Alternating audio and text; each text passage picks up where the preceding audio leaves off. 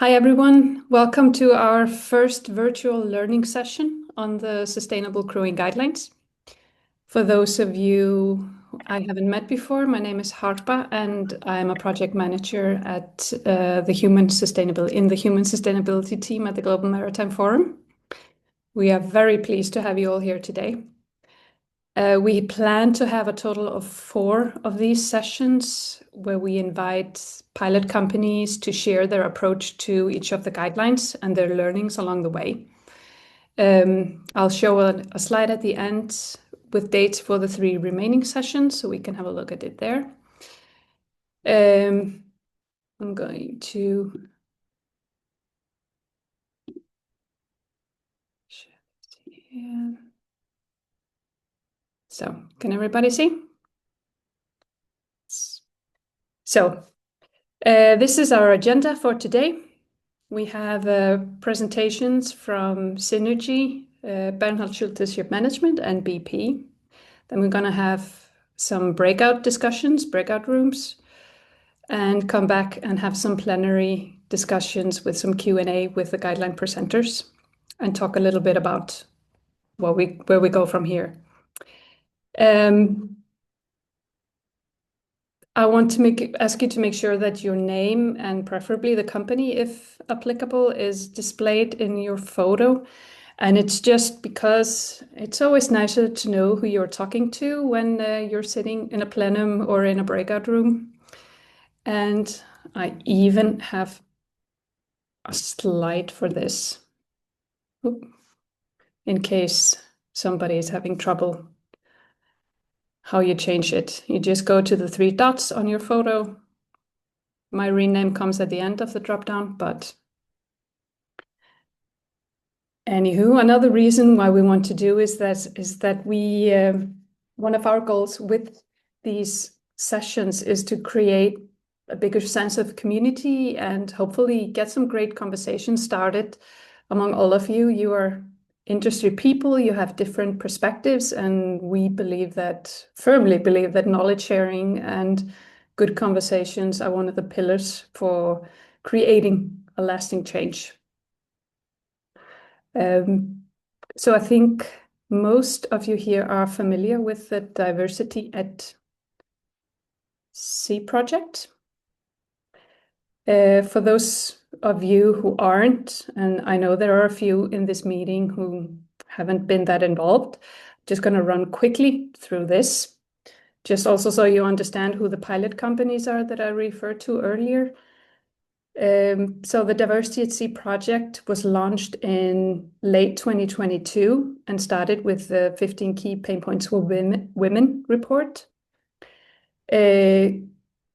The decision was made to set up a pilot project with 12 participating companies from the All Aboard Alliance. So these are the pilot companies that we refer to and the companies that are here today helping us with this session. Data was collected through 2 tracks that we refer to as the pilot study, and includes data from over 400 seafarers. We also ran a 3rd track with seafarers from companies outside of these 12s in an effort to get some sort of comparison data. And in March 2025, we launched the Sustainable Crewing Guidelines. These are a total of 9 guidelines that are based on the results of the study. And each of these guidelines speaks to safety and well-being on board a vessel, and the plan is to cover 3 guidelines per session.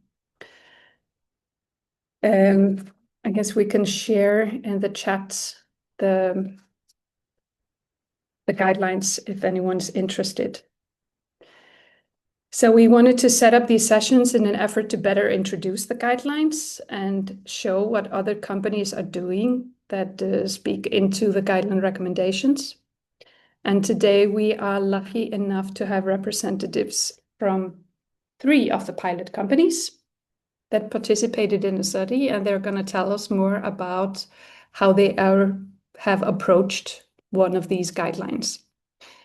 So we have Manish Pradhan, Managing Director of Synergy Group. Are you here, Manish? Is he in the group? All right.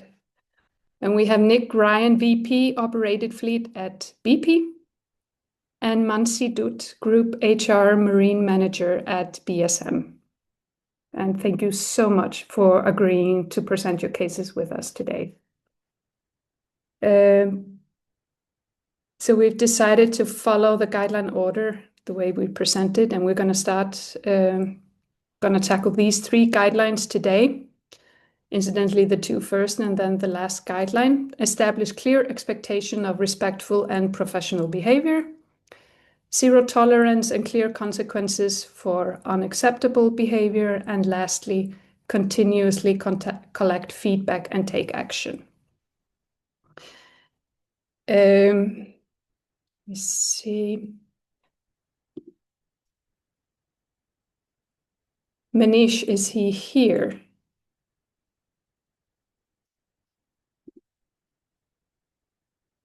No. Okay. I know he was traveling and was having some issues. Shall we go over to you, Mansi? Are you ready? Sure, yeah, no problem. Cool.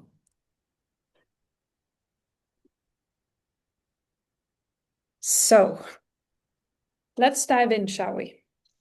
We only have 5 minutes per guideline, maybe 7.5 if Manish doesn't show up.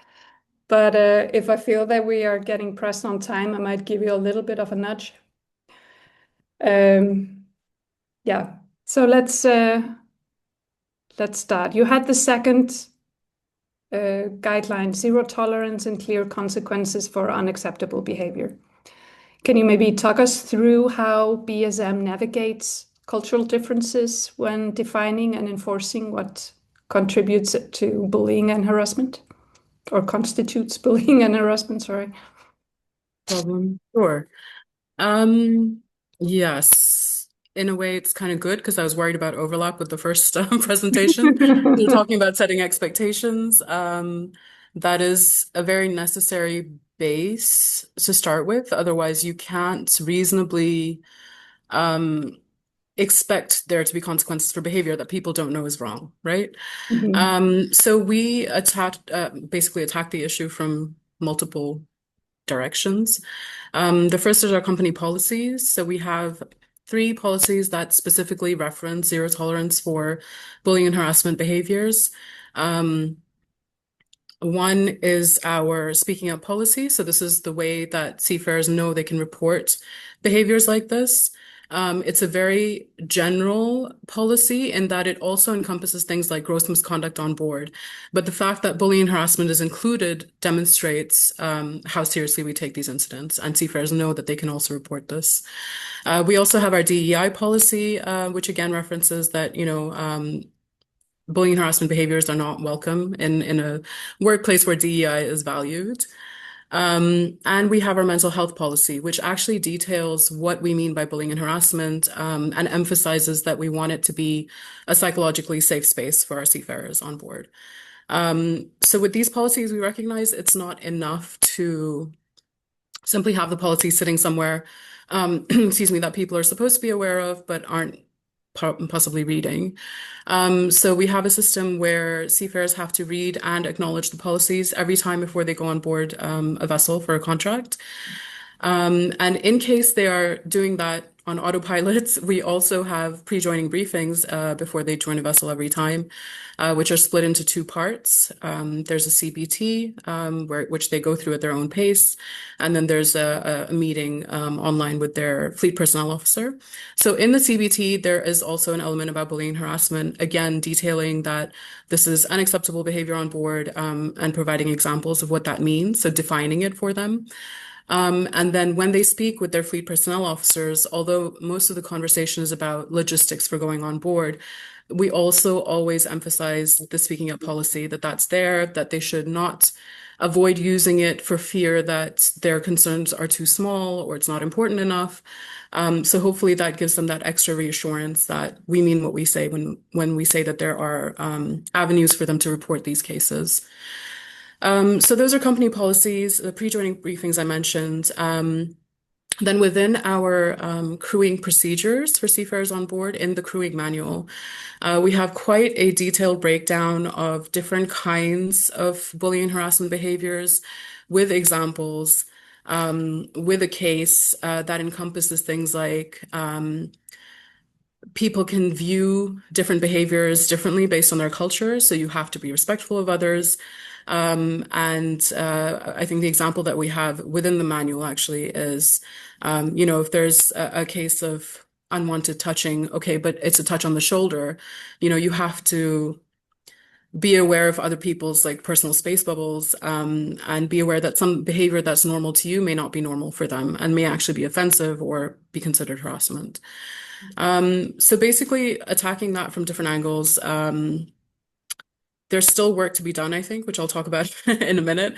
But yeah, it's not easy to try and encompass the variety of cultures that we have on board our ships, and I'm sure is the same for colleagues that are on this call. So all we can try to do is try to establish a standard of behavior um, that is as neutral as we can make it, and that is communicated to everyone and understood by everyone on the same level. Okay. What challenges has BSM faced in defining and applying zero tolerance? Yeah, there there are challenges and there continue to be challenges. Of course, one of the main ones is the different perspectives of the cultures. But I've already sort of mentioned that. There's also this stereotype that when it comes to things like, I mean, bullying and harassment in general, but also especially sexual harassment, that it's only women that can experience this. And there's this sort of cone of silence or culture of silence around reporting if men are experiencing this on board.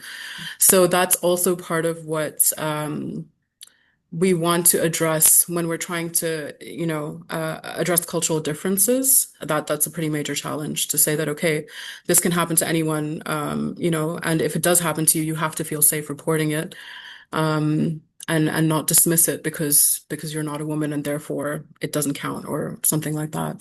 Mm. Um, there are also cases where, and I'm almost a little like uncomfortable saying this because I think ashore there's been the Me Too movement, and we always believe people when they make complaints. For a great extent, that's true on board as well. But we have also had cases where there has been this sort of risk that reports have been made as a way of retaliating against others on board, not necessarily even superiors, people like, on the same level. Um, And that's a difficult thing to navigate when it comes to, investigating the incident, especially because um, it's not like an accident, right? Where there might be clear pieces of evidence that you can refer to or rely on. So that's a really major challenge is how to navigate the investigation portion of it to remain fair in the conclusions that we draw, and whatever consequences there are for the people involved. Mm. And then another major challenge, I think, is training for our shore staff um, in terms of how they provide support to seafarers, Mm. because we have training that is aimed at shore staff within their environment. So, as you know, HR shore training, we have HR marine training that's aimed at seafarers for their environment. But often when something happens on board, seafarers may not always report it through official channels. They may be approaching people ashore that they have a connection with or that they've met maybe a couple of times. So we need to ensure that the people that we have working in our offices know what to do if they are confronted with a situation or a report like this. Um, they need to know what procedures we have in place, so it's not just for the seafarers or not just for the people who would normally investigate incidents like this. Everyone Yeah. needs to have a sort of shared understanding of the sensitivity of cases like this and where to refer them to in order to take them further. Okay. But how does BSM then ensure that investigations are fair to everyone involved? Like, while giving Um, there's hmm. confidence that the cases will be handled consistently, even when the evidence is limited. Yeah, we have, as I'm sure other companies do, incident investigation procedures that we follow. And then there are procedures that are slightly different for cases, especially for sexual harassment, because they're of a more sensitive nature. So different departments need to be involved. We specify that people of at least one person of the same gender as the person who made the complaint needs to be involved in the investigation to try and like represent their point of view.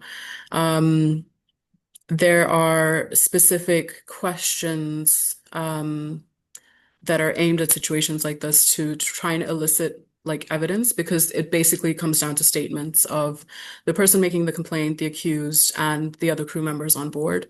Okay. And then to try and reach a conclusion based on that is very difficult. I'll own up to it. But I mean, yeah, we are trying to approach it in as structured and fair a way as possible. Mhm. It is clearly mentioned as well that, I mean, talking about the consequence of an investigation, in our crewing procedures that sorry, I've just gotten distracted by someone messaging me. Give me 1 second.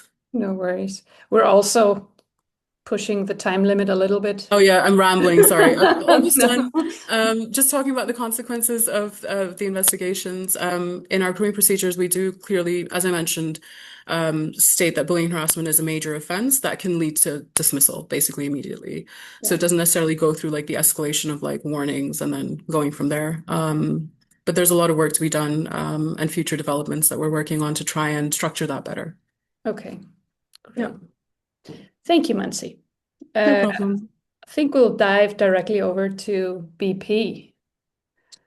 Why isn't it? Oh. Nick, are you there? Nick is here. Hi, Hopper. Hi, Nick. How are you?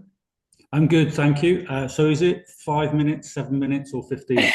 Well, we can stretch it a little. If Manish shows up, then I might Then show up. Let's head for 7. I think we're fine. okay, that's So fine. Thank you. So thank you, Harper, and thank you, everyone. It's a pleasure to represent BP yeah. for GMF and the Triple A, and also a pleasure to be part of the Diversity at Sea pilot as well, which contributed to the delivery of the Sustainable Crewing Guidelines. Thanks for inviting me today. I want to talk about our mechanisms for feedback. I do think it is incredibly important that we put in place mechanisms for speak up, but also listen up and follow up. It's only if we listen as an employer, a company, an industry, and follow up on what we see as gaps, can we make progress. On the screen, you'll see 4 examples. There are others. On the left-hand side, you've got our crewing appraisal system. Like most good operators, we have an appraisal system, but to promote its good use, we have a joining interview, a mid-term appraisal, and at the end of the trip, a final evaluation. The joining interview sets out clear objectives, and at the end, we have a final review and calibration ashore. Setting those clear objectives are really important. It's as important as putting objectives in place and goals in place in any role, and throughout the process, we enable that receiving and appraising objectively. So it's an opportunity for a two-way conversation. And at the end, we calibrate so that we've got a good understanding across the fleet. And we support everyone in that process as well. It's fair to say, with all of these feedback mechanisms, we've not always been where we are right now, and it requires constant focus and constant attention. And to do that, we need the support of the wider business as well. But as I said, in terms of the appraisals, it is important that it's a two-way conversation.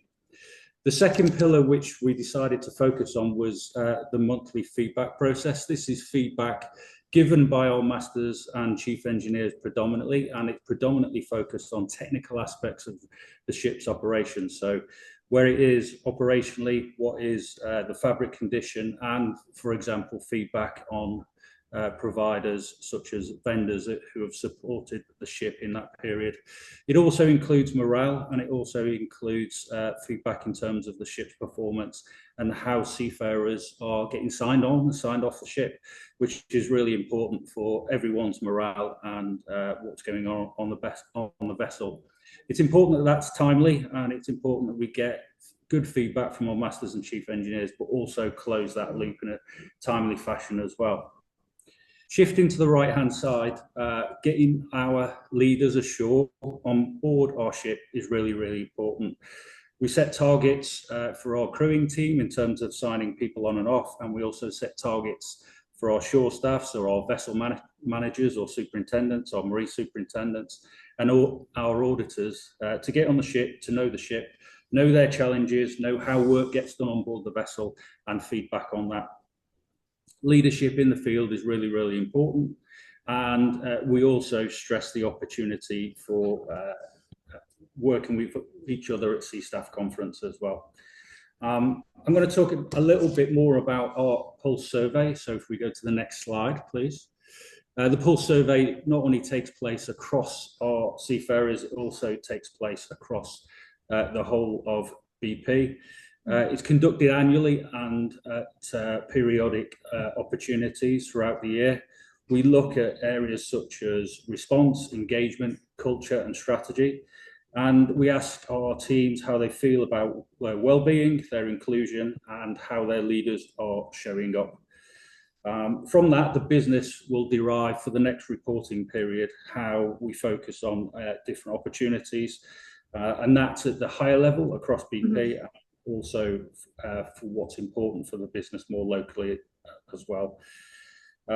So we take feedback on inclusion, benefits, and on development, and we've taken that forward to provide for improvements as we close the loop on the year. And we also take that forward to the Sea Staff Conference as well. So we provide communication formally and informally through many different opportunities. In terms of closing the loop more generally, we think it's really important to do that in a number of ways, and we can do that with formal communication. So if we go to the next slide, please. We close out with formal communications, but we also close out informally in demonstrating our action and also celebrating success. So we provide updates in the form of our fleet bulletin and also updates on our behaviour engaged channels as well. So it's an opportunity to share what's taken place, but also celebrate action that's been taken as a result of Speak Up from the fleet. So hopefully this has given you an idea of how we encourage feedback, but also how we listen and how we demonstrate progress and follow up as well. I do feel it's important that this gets continued focus, but also it's important that we take a measured response, because we won't satisfy everyone all of the time. But for the period we've been engaging with GMF and AAA, and for the period we've been really focusing on these comms and this feedback, it has yielded some good results. So with that, I'll close and hand back to you, Harper. Thank you. I'm curious to hear if there's any sign of Manish. I can't see him there, or if we should. Can see there's somebody with no name there, but I guess that's not him. Well,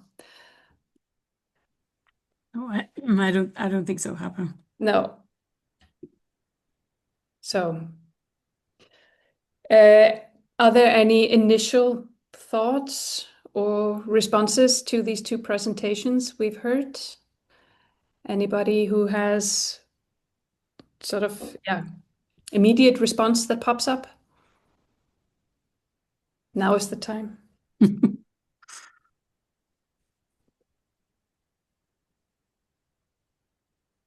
No? Yeah.